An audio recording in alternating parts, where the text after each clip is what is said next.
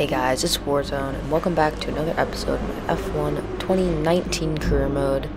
This episode, we're going to be racing for the Hungarian GP, the Hungaroring. This is how you say it.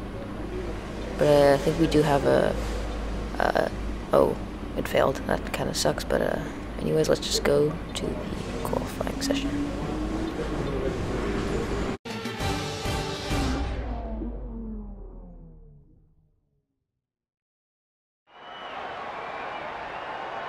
The excitement is starting to build here at the Hungaroring as the lights are about to go green for today's qualifying session. We expect some cars out on track any moment now.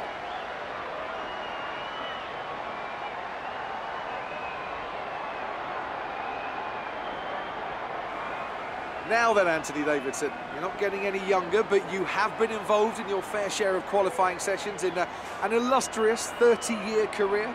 How do you deal with the pressure when you have that one chance to deliver a perfect lap? It's not so much about dealing with the pressure, it's more about how you approach the risk and just how much of it are you willing to take. You're constantly balancing grip from braking, cornering and traction, and over the course of a lap, it's easy to get that balance wrong, and that's why achieving the perfect lap is almost impossible. As you say, I've been doing this 30 years now, and it never gets any easier.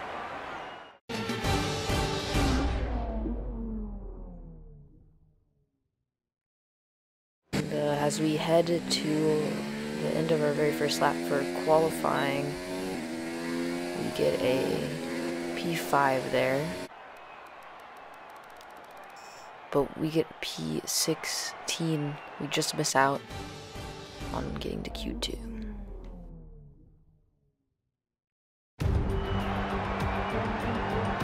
It's always wonderful to come back to the lively Hungaroring, a popular destination this, nice and close to the beautiful city of Budapest, with some exciting racing to boot. Who can forget Michael Schumacher pushing his old teammate Rubens Barrichello up towards the pit wall in 2010, or those great races of 2014 and 2015 as well. 14 corners then for our drivers to navigate at the 2.7-mile Hungaroring today. It's 6 lefts and 8 rights around a lap here, with average speeds in the region of 120 miles per hour. With me to enjoy it all is Anthony Davidson, a man who made his Grand Prix debut here with Minardi back in 2002. So, Ant, this is a bit of a special one for you, I'd imagine. Yeah, I'd say so.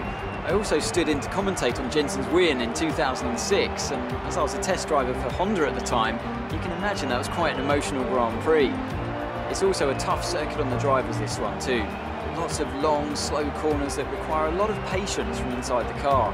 Plus, it's a very downforce heavy circuit. I mean, it's all relative of course, but if you're lacking a bit in downforce, or if you've got a bit of an imbalance in the setup, this is definitely one of the worst places to have to deal with that.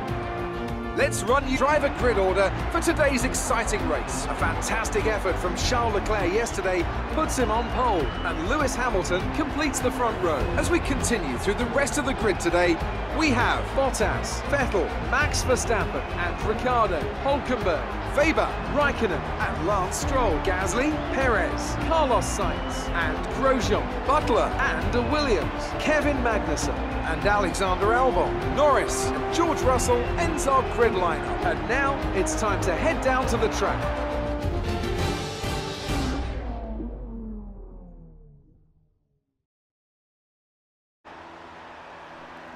So we're gonna probably do the one-stop strategy, which is mediums to hard tires. We're gonna raise the amount of fuel we're gonna put in the car a little bit,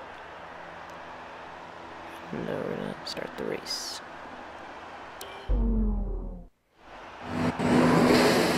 Well, as we go to the 5 red lights for the Hungarian Grand Prix, and they're off and away we go. We get an okay start there.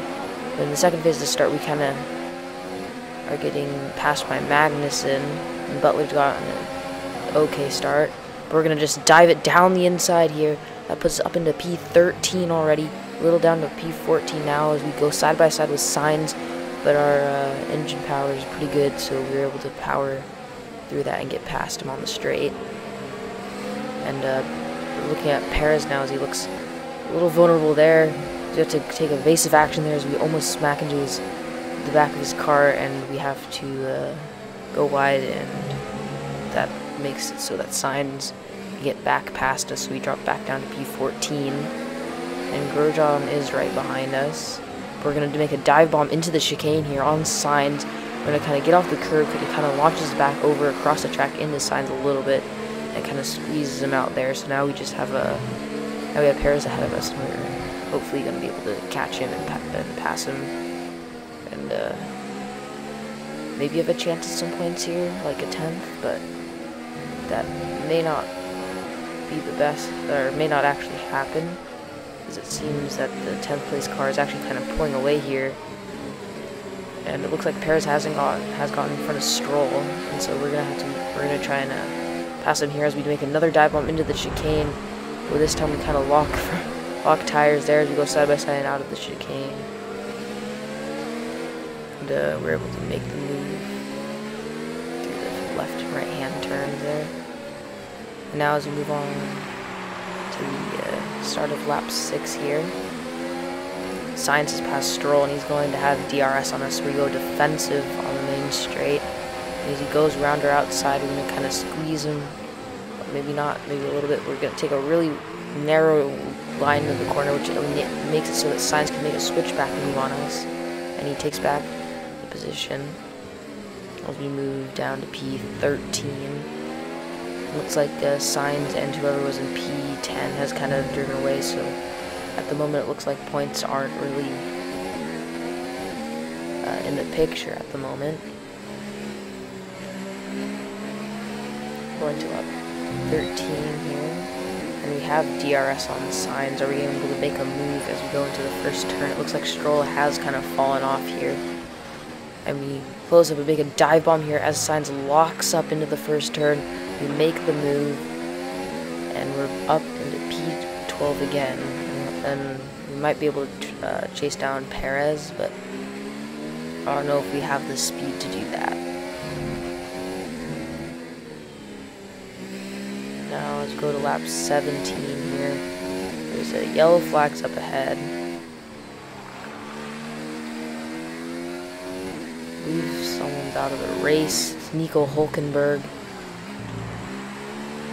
He's out, and that puts us in P10, so we are actually in the points at the moment, and it would be very good if we could keep this position, but we dive into the pits right now, and hopefully we can get a very quick pit stop here and get out as fast as possible.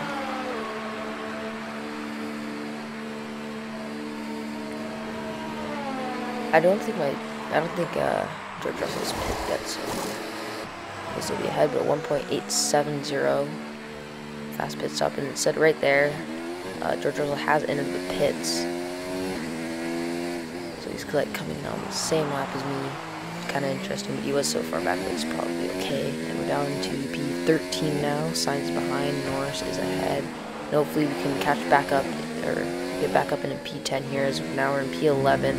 And Stroll has caught up to us. We kind of ride the curb there, going through the corner. I think Stroll is gaining a little bit through the section here. And Raikkonen is 14 seconds ahead. So we might not be in the points. If we get on the curb, it slows us way down. We end up going way wide here.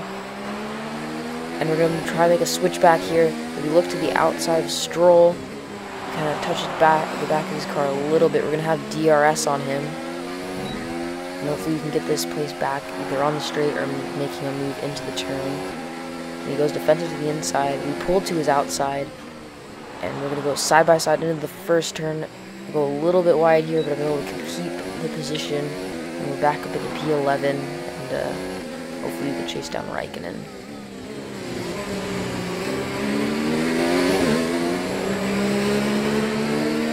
But nothing actually really came of it, and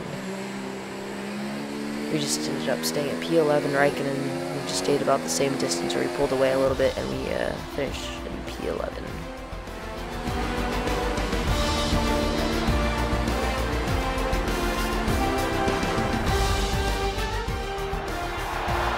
Mercedes have won it, and what a great race it was.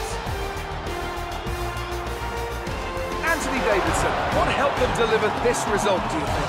Well, I know it's a bit of a boring answer, but the truth is they simply had the best speed package on the day, and a driver who knows how to take advantage of that. It doesn't matter how much time you spend poring over the stats and planning strategies if you can't keep the pace, and our winner today showed they could do both. After an excellent performance at the Grand Prix, I'm sure there'll be plenty of celebrations tonight amongst the Mercedes team, and they certainly deserve it.